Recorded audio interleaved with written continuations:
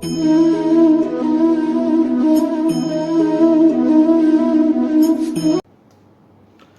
मित्रों આપણે સ્ટાર્ટ કરીએ આગળનો ટોપિક વસ્તી. આપણે ટૂંકમાં માહિતી જોઈ હતી કે હકીકતે વસ્તી કોને કહેવાય, તો કે એક જ જાતિના સજીવો દ્વારા રચાતા તંત્રને વસ્તી કહેવામાં આવે છે. એટલે કે એક જ જાતિના સજીવો એનો જે સમૂહ છે એને વસ્તી કહેવાય. જો એકથી વધુ જાતિના સજીવોનો સમૂહ જોવા મળે આપણને તો એને સમાજ તરીકે ઓળખવામાં આવે છે. તો આપણે ચર્ચા કરવાની છે વસ્તીની, કે વસ્તી શું છે, એના વિશિષ્ટ લક્ષણો શું છે. ચાલો, હવે એક જ જાતિના સજીવ દ્વારા રચાતા સમૂહને વસ્તી કહેવાય છે, પરંતુ આપણને જૈવ વિસ્તારની અંદર એટલે કે નિવસન તંત્રની અંદર એટલે કે વિવિધ વિસ્તારોમાં ખાલી કોઈ એક વસ્તી અથવા તો જેને સાદી ભાષામાં કહી કે પ્યોરે પ્યોર 100% આપણને વસ્તી જ જોવા મળે એવું સામાન્ય રીતે જોવા મળતું નથી. એટલે કે આપણે કોઈ વિસ્તાર તરફ નજર નાખીએ તો આપણને ખાલી વસ્તી જ જોવા મળે એવું જરૂર નથી. મોટે ભાગે આપણને સમૂહો જોવા મળે. એટલે કે કોઈ વિસ્તારમાં ફક્ત એક જ પ્રકારના સજીવો રહેતા હોય, મીન્સ કે એક જ પ્રકારના સજીવનો સમૂહ એટલે કે વસ્તી જોવા મળે એવું સામાન્ય રીતે શક્ય નથી. હોઈ શકે અમુક કિસ્સાઓમાં કોઈ જગ્યાએ કોઈ નિવાસસ્થાનમાં આપણને એક જ પ્રકારના સજીવો રહેતા હોય એવું જોવા મળી શકે, પરંતુ પ્રેક્ટિકલી મોટે ભાગે સામાન્ય રીતે આપણને વસ્તી જોવા મળતી નથી પરફેક્ટલી અથવા પ્યોર 100%. કારણ કે સજીવો જે છે તે અન્ય પ્રકારના કે અન્ય જાતિના સજીવો સાથે સમૂહમાં મળીને રહેતા હોય છે, અથવા તો એમ કહી શકાય કે સમાજ બનીને રહેતા હોય છે. મોટે ભાગે આ વસ્તુ ખાસ મહત્વની છે કે લિંગી પ્રજનન દ્વારા કે અલિંગી પ્રજનન દ્વારા બંનેનો સમાવેશ થાય. લિંગી પ્રજનન દ્વારા કોઈ વસવાટમાં નવા સજીવો ઉમેરાય અને વસ્તી બને. આ જ વસ્તુ અલિંગી પ્રજનન માટે પણ લાગુ પડી શકે કે અલિંગી પ્રજનનના પરિણામે નવા સજીવો જે તે સ્થાને ઉમેરાય તો પણ આપણે તેને વસ્તી તરીકે જ ઓળખીએ છીએ. રેડી? ચાલો, વસ્તીની પરિસ્થિતિકીય વિદ્યા જે છે, વસ્તીની પરિસ્થિતિકીય વિદ્યા તે આપણને પોપ્યુલેશન જીનેટિક્સ એટલે કે વસ્તી જનન વિદ્યા અને ઉદ્વિકાસ સમજાવે છે. કેવી રીતે હું સમજાવું? સપોઝ કે તમે માની લો કે આ એક ભૌગોલિક પરિસ્થિતિ છે, ભૌગોલિક નિવાસસ્થાન. આ એક ભૌગોલિક નિવાસસ્થાન છે. ત્યાં સપોઝ કે ચકલીની વસ્તી જોવા મળે છે. ચકલીની વસ્તી, આ વિવિધ સજીવો ચકલી. હવે આવું જ પરંતુ અન્ય જગ્યાએ રહેલું અન્ય ભૌગોલિક નિવાસ સ્થાન ત્યાં પણ આ જે જાતિની ચકલી હતી, જે પ્રકારની ચકલી હતી તે જ ચકલીની વસ્તી જોવા મળે છે.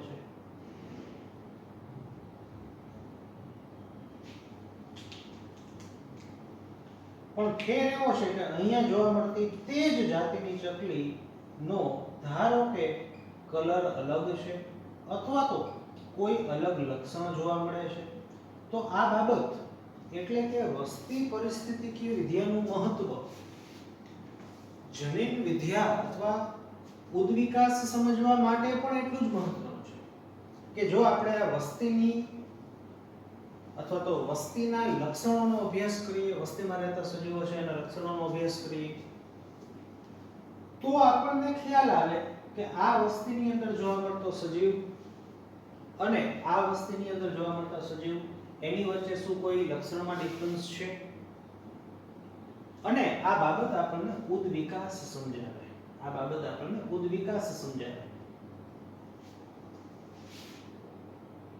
એટલે વસ્તી પરિસ્થિતિકીય વિદ્યાનું મહત્વ જનીન વિદ્યાની દ્રષ્ટિએ પણ છે કે વસ્તી પરિસ્થિતિકીય વિદ્યાનો અભ્યાસ આપણને કોઈ જાતિની અંદર એટલે કે કોઈ વસ્તીમાં જોવા મળતા સ્પેસિફિક લક્ષણો શા માટે આવ્યા છે, શું આ જ જાતિના અન્ય સજીવોમાં છે કે નહીં, વગેરે વગેરે આપણને સમજવામાં પણ મદદરૂપ થાય છે. અલ્ટિમેટલી ઉદ્વિકાસ થયો છે કે નહીં, શા માટે થયો છે, કઈ પરિસ્થિતિમાં થયો છે, અથવા કઈ પરિસ્થિતિ સામે અનુકૂલન મેળવવા માટે થયો છે, તે પણ આપણને સમજાવે. આગળ વધીએ આપણે.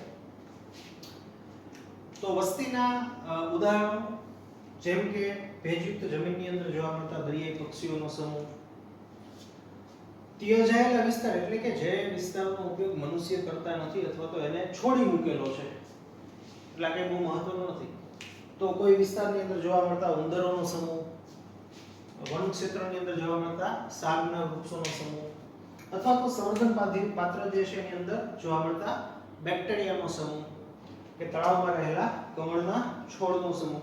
આ બધા વસ્તીના એક્ઝામ્પલ છે. કે કૂવાની અંદર રહેલા પાણીની અંદર રહેલા દેડકાઓનો સમૂહ, કોઈ ચોક્કસ વિસ્તારમાં જોવા મળતી કીડીઓનો સમૂહ, કોઈ ચોક્કસ વિસ્તારમાં જોવા મળતા હરણોનો સમૂહ, ગીરમાં જોવા મળતા સિંહનો સમૂહ એક વસ્તી છે, આફ્રિકાની અંદર જોવા મળતા સિંહનો સમૂહ એક વસ્તી છે. પછી એમાં અભ્યાસ કરવામાં આવે કે ગીરની અંદર જોવા મળતા સિંહ છે એનું વય આટલું છે, તેના લક્ષણો આટલા છે, તે આમ પાચન કરી શકે, જ્યારે આફ્રિકાની અંદર જોવા મળતા સિંહ છે એનું વજન આટલું છે, તેની અંદર આમ પાચન ક્ષમતા છે, તેમ છે. તો વગેરે બાબત આપણને ઘણું બધું શીખવે છે. વગેરે બાબત આપણને ક્યાંક ને ક્યાંક ઉદ્વિકાસ શીખવે છે, અથવા તો જનીન વસ્તી જનીન વિદ્યા પોપ્યુલેશન જીનેટિક્સ શીખવે છે. રેડી?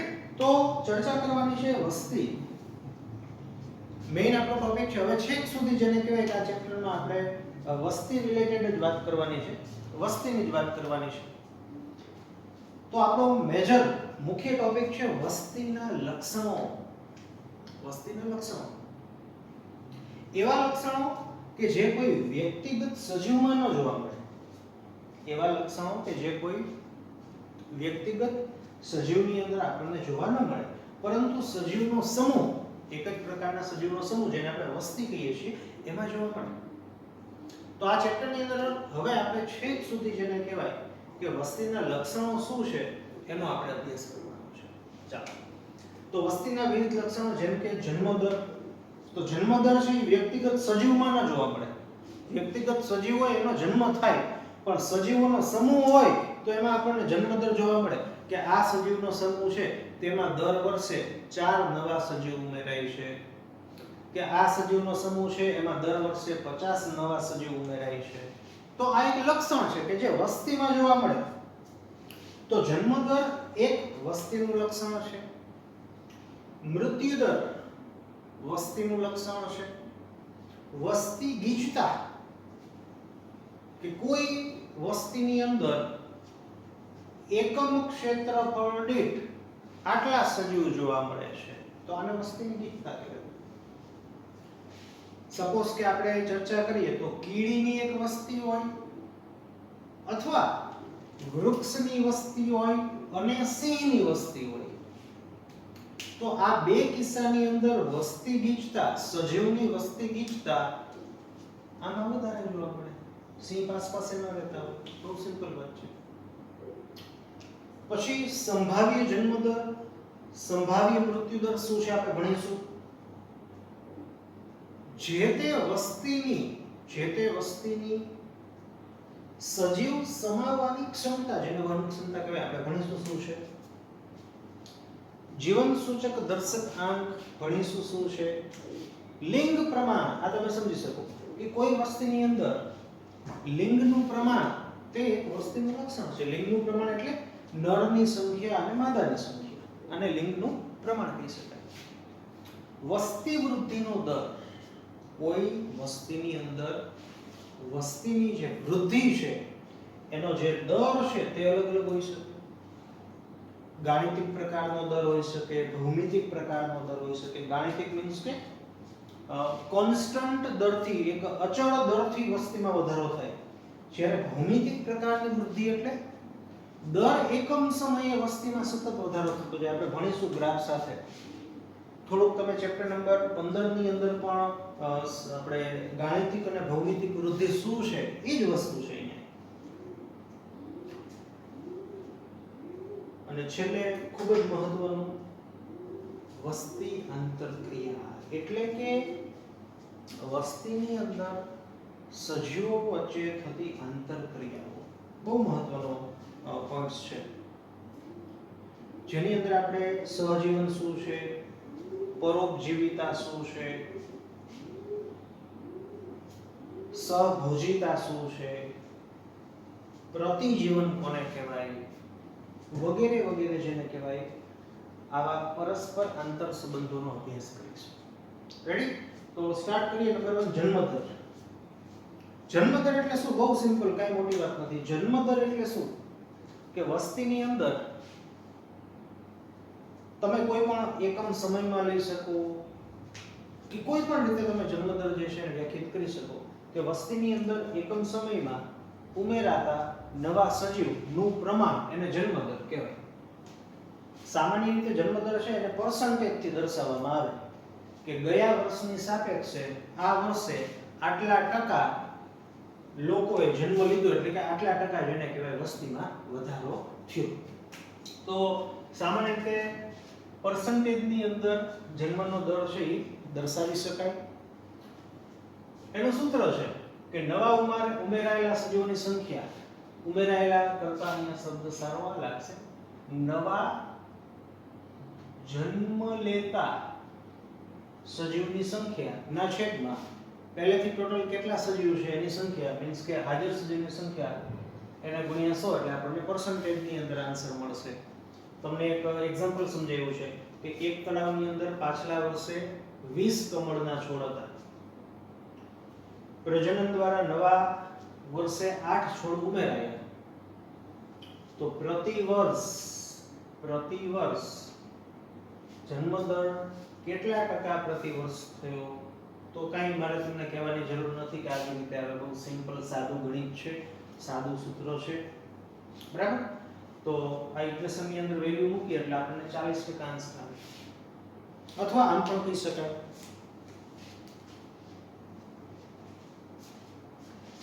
કે 0.4 તમે 100% કાઢી નાખો તો તમને શું જવાબ આવે?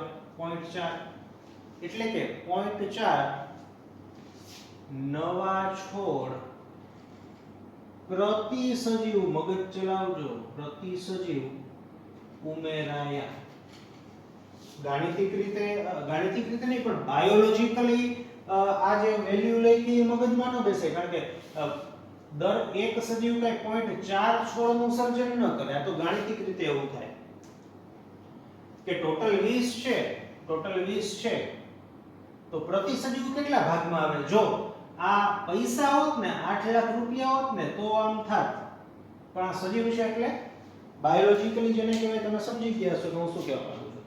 એટલે 40% અથવા તો એમ કહી શકાય કે પ્રતિ સજીવ 0.4 નવા છોડ ઉમેરાય. આ જન્મદર. એવી જ રીતે બીજું લક્ષણ છે મૃત્યુદર, કે જે આપણને વસ્તીની અંદર જોવા મળે. મૃત્યુદર તમને બેસ્ટ એક્ઝામ્પલ આપ્યું છે કે એક ફળમાખીની વસ્તી છે, જેમાં ટોટલ ફળમાખી એટલે તમે ભણશો જેનેટિક્સમાં ડ્રોસોફિલા મેલેનોગાસ્ટર, જનીનિક અભ્યાસ કરવા માટેનું એક બહુ સારું એવું મોડેલ. તો ટોટલ 40 ફળમાખીઓ છે, એમાંથી ધારો કે 4 મૃત્યુ પામી, એક વર્ષમાં 4 મૃત્યુ પામી. પાછલા વર્ષે 40 ની સંખ્યા હતી, રેડી? તો આ કિસ્સામાં તમને મૃત્યુદર શોધવાનું કહે તો કાંઈ છે નહીં. કેટલા ગયા? 4. ટોટલ કેટલા હતા? 40. 2100 કેટલા થાય? 10% નો મૃત્યુદર છે પ્રતિ વર્ષ. અથવા આમ પણ કહી શકાય 0.4 નું મૃત્યુ થાય પર 1 સજીવ. એટલે બાયોલોજીકલી તો આપણે ન જ કહી શકાય કે એક સજીવે 0.4 મૃત્યુ પામ્યા, તો ગાણિતિક રીતે આપણે એવું લખી શકીએ. તો આ મૃત્યુદર, જન્મદર, મૃત્યુદર કે જે આપણને કોઈ પર્સનલી સજીવની અંદર જોવા મળી શકે નહીં. ચાલો આગળ વધીએ. આગળ વસ્તી ગીતતા એને બાદ કરીને સંભાવ્ય જન્મદર અને સંભાવ્ય મૃત્યુ દર શું છે હું તમને સમજાવું, જે પણ એક વસ્તીનું અનન્ય લક્ષણો છે. ચાલો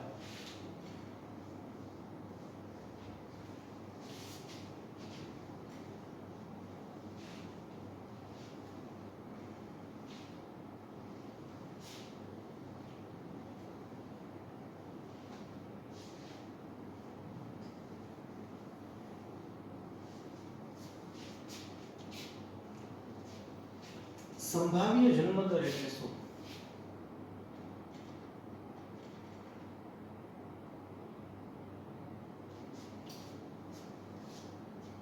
શબ્દમાં જ આપણને આનો જવાબ મળે એવું છે. સંભાવ્ય એટલે સપોઝ કે હું પ્રતિ વર્ષની ગણતરી કરતો હોય ને તો હું સાવ દેશી ભાષામાં તમને સમજાવું કે સંભાવ્ય જન્મદર એટલે શું. તો કે આવતા વર્ષમાં જન્મદરની સંભાવના એને સંભાવ્ય જન્મદર કહેવાય. ચાલો સપોઝ કે 2019 એની અંદર કોઈ એક વસ્તીમાં જન્મદર હતો 10 લોકો પ્રતિ 1000 લોકોની સંખ્યાએ પ્રતિ વર્ષ. જો હું તમને સમજાવું સંભાવ્ય જન્મદર જે છે એનો મીનિંગ શું થાય. હવે કોઈ એક વસ્તી છે એમાં કોઈ એક વસ્તીમાં સંભાવ્ય જન્મદર સમજવો છે તો 2019 ની અંદર કોઈ એક વસ્તીમાં 10 લોકો જન્મે છે પ્રતિ 1000 લોકોએ પ્રતિ વર્ષ. રેડી? ધ્યાન. સપોઝ કે આ વસ્તી છે આ વસ્તીમાં ધારો કે હું એમ કહું કે 5000 લોકો છે 5000 લોકો છે તો નવા કેટલા એડ થયા હોય 1010 થયા છે ટોટલ 5000 છે એટલે 50 થાય પ્રતિ વર્ષ. ધ્યાન. હવે ધારો કે 2020 નું વર્ષ પૂર્ણ થવા આવ્યું છે અથવા તો ડિસેમ્બર મહિનો ચાલે છે અને સપોઝ કે આ જ વસ્તીની અંદર જન્મદર માલુમ પડ્યો 12 લોકો પ્રતિ 1000 પ્રતિ વર્ષ. રેડી? સપોઝ કે ડિસેમ્બર ચાલે છે કે નવેમ્બર ચાલે. ચાલો હવે આપણે ધારવું હોય ફ્યુચરનું ભવિષ્યનું કે 2021 ની અંદર જન્મદર શું હશે. 2021 ની અંદર જન્મદર શું હશે એને સંભાવ્ય જન્મદર કહેવાય. તો કે x બાય 1000 લોકો પ્રતિ વર્ષ મીન્સ કે ધારવાનું છે બીજું કાંઈ નથી. ચાલો પણ તમને એમ થાય કે એ વાત બધી સાચી પણ આપણે ધારવું શું જોઈએ આવું કરવાની જરૂર શું છે. હવે એમાં બહુ ડીપમાં નહીં પડે ટૂંકમાં તમને કહી દઉં. આ બધી આમ તો ધારો કે એક્ઝામ્પલ તરીકે સમજાવું ને તો સરકાર એને સપોઝ કે નવી યોજના કાઢવી છે એને ધારો કે એવું બનાવવું છે કે ચીપ વાળા ડિજિટલ આધાર કાર્ડ બનાવવાના છે. ડિજિટલ આધાર કાર્ડ અને સરકારે એવું નક્કી કર્યું કે બાળક જન્મે ને ત્યારે જ એને આધાર કાર્ડ આપી દેવાનું. આવું હવે સરકારને ઓર્ડર દેવો હોય કે ચીપ વાળા ડિજિટલ આધાર કાર્ડ કેટલાનો ઓર્ડર દેવો તો એના મગજમાં પ્રાઇમરી એક આઈડિયા તો હોવો જોઈએ ને. તો એ આઈડિયા એને આવી રીતે આ ટૂંકમાં સાદી વાત કરું આ તમને કોમર્શિયલી મેં સમજાવી દીધું. વિજ્ઞાન ક્ષેત્રમાં પણ જેને કહેવાય આની આ વસ્તુ જરૂરી છે. બીજું એક્ઝામ્પલ આપો કે ધારો કે એવું નક્કી કરવામાં આવે કે ગીરની અંદર સિંહ છે એની સંખ્યા ગણતરી માટે કોલરમાં એક ચિપ લગાવવાની છે અને આ ચિપ ધારો કે મગાવવાની છે જાપાનથી. તો અત્યારે બધા જ સિંહ છે એના માટે આ બધું થઈ ગયું પણ હવે આવતા વર્ષ માટે આ ચિપ મગાવવાની થાય તો આ લોકો પાસે પ્રાઇમરી આવી માહિતી સંભાવ્ય જન્મદર હોય તો એ એટલાનો ઓર્ડર આપી શકે. આ તમને પ્રેક્ટિકલી જ કહી દીધું કે આનો ઉપયોગ આવી રીતે. ચાલો હાલો એ વાત બરાબર પણ આ x નું મૂલ્ય શોધવું કેવી રીતે. આ જે x છે એનું મૂલ્ય આપણે શોધવું કેવી રીતે. તો તો જો હું મનુષ્યની ચર્ચા કરતો હોય ને તો આપણને આ મૂલ્ય જે છે એના માટે આપણે સામાન્ય રીતે મેટર્નિટી હોમ અથવા તો હું કહી શકું કે પ્રસૂતિ ગૃહ જે છે, પ્રસૂતિ ગૃહ, એમાંથી આપણે ડેટા એકઠો કરવો પડે. જો મનુષ્યની ચર્ચા કરતો હોય તો કે પ્રસૂતિ ગૃહ મીન્સ કે જે ગાયનેકોલોજિસ્ટ જે છે એના ક્લિનિકે જઈને આપણે ડેટા એકઠો કરવો પડે. પ્રેગ્નન્સી સંબંધિત જેને કહેવાય માહિતીઓ લેવી પડે, પ્રેગ્નન્સી ડેટ જોવી પડે. એના આધારે આપણને સંભાવ્ય જન્મદર આપણને મળે. પ્રતિ વર્ષે મળે, મહિના વાઇઝ જોતા હોય તો પણ મળી શકે. એટલે કોઈ પણ વિસ્તારમાં મનુષ્યની જો ચર્ચા કરવામાં આવે તો વિવિધ પ્રસૂતિ ગૃહ જે છે એની પાસેથી ડેટા કલેક્ટ કરીને આપણે ઈ મેળવવું પડે અથવા જોવું પડે. હવે બીજી વાત, મુદ્દાની ચર્ચા કરીએ. જો સંભાવ્ય જન્મદર કરતા સાચો જન્મદર હંમેશા ઓછો હોય છે. આ વસ્તુ ધ્યાન રાખજો. સંભાવ્ય જન્મદર હોય, સપોઝ કે આપણે સંભાવ્ય જન્મદર માની લીધું કે 21 લોકો, આપણે ધારો કે આનો ડેટા મળ્યો કે 21 લોકો પર 1000 લોકોએ પ્રતિ વર્ષ, આ આપણો સપોઝ કે સંભાવ્ય જન્મદર છે. એના કરતા સાચો જે જન્મદર હોય ને, અથવા તો સાચો જન્મદર કરતા વસ્તી વૃદ્ધિનો દર હોય એ હંમેશા ઓછો હોય. બહુ સાદી રીતે સમજાવી દઉં. જો શું કામ એવું થાય તો કે જેટલા લોકો જન્મે, જેટલા સજીવ જન્મે વસ્તીમાં, એમાં કોઈ કારણસર અમુક સજીવ જે છે એનું મૃત્યુ થાય. હું તમને બેસ્ટ એક્ઝામ્પલ આપું તો આજે દરેક જન્મતા બાળકો છે એમાંથી ઘણા ખરા બાળકો જે છે કોઈ ચોક્કસ કે કોઈ અણધારી બીમારીના લીધે, જેને કહેવાય કે જન્મ બાદ તુરંત જ થોડાક સમયમાં મૃત્યુ પામી શકે. એટલે કે આપણે જે પણ જન્મદરને ધારીએ છીએ તે જન્મદર હંમેશા ઓરિજિનલ જે દર હોય છે એના કરતા ઓછો નીકળે છે. ચાલો આગળ જોઈએ આપણે. તો આ થયો સંભાવ્ય જન્મદર.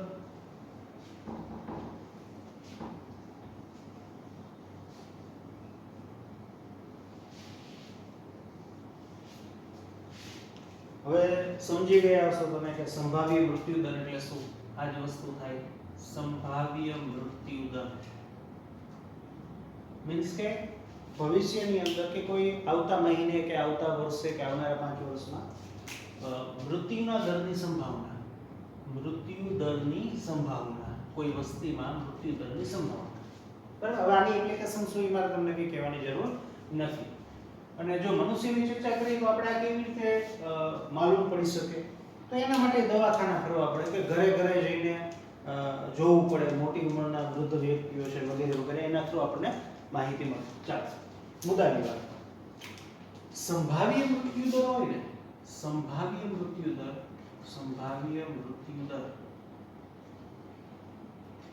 હકીકતના મૃત્યુ દર થી ઓછો હોય.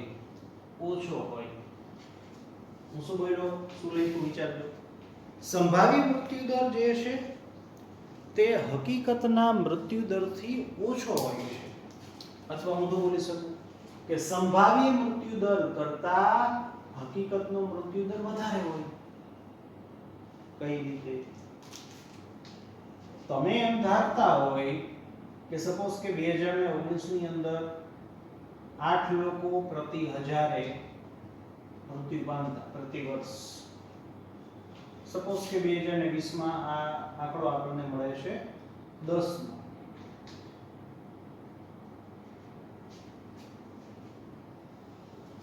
હવે આપણે બધું પરીક્ષણ કર્યું, બધે દવાખાને જોયું કે ઘરે ઘરે જઈને જોયું કે કોણ વૃદ્ધ છે, શું છે, આ છે. એના આધારે નક્કી કર્યું હોય કે ભાઈ 9 લોકો પ્રતિ 1000 પ્રતિ વર્ષ મૃત્યુ પામશે.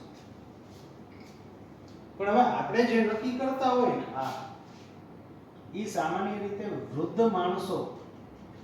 માણસો પ્લસ ભલે વૃદ્ધ ન હોય પરંતુ અતિશય માંદગીમાં જે લોકો છે એને આધારે આપણે આ બધો જેને કહેવાય કે ડેટા મગજમાં રાખતા હોય અથવા આપણે ભવિષ્યનું કથન કરતા હોય.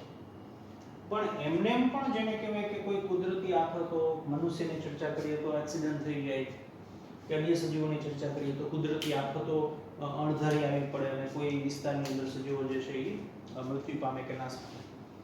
એટલે આપણે જે ધાર્યું હોય ને એના કરતા હકીકતનો મૃત્યુદર છે એ વધારે આવે. જન્મદરમાં ઊંધું હતું, સંભાવ્ય જન્મદરમાં ઊંધું હતું કે આપણે જે ધાર્યું છે ને સંભાવ્ય એના કરતા ઓરિજિનલ ઓછો આવે. આમાં ઓરિજિનલ વધારે, આનાથી વધારે આવે. રેડી? તો આ છે સંભાવ્ય જન્મદર, સંભાવ્ય મૃત્યુદર, ખાલી જન્મદર, ખાલી મૃત્યુદર. તો આ છે વસ્તીના લક્ષણો. તો મળી આવતા લેક્ચરની અંદર અન્ય વસ્તીના લક્ષણો જેમ કે વસ્તી ગીચતા શું છે, વસ્તીની વહન ક્ષમતા કોને કહેવાય, પછી જીવન સૂચકાંક શું છે, વસ્તી વૃદ્ધિનો દર શું છે, એના કેટલા પ્રકાર છે અને ખૂબ જ મહત્વનું જેને કહેવાય કે વસ્તીની અંતરક્રિયા શું છે. તો મળીએ આવતા લેક્ચરની અંદર.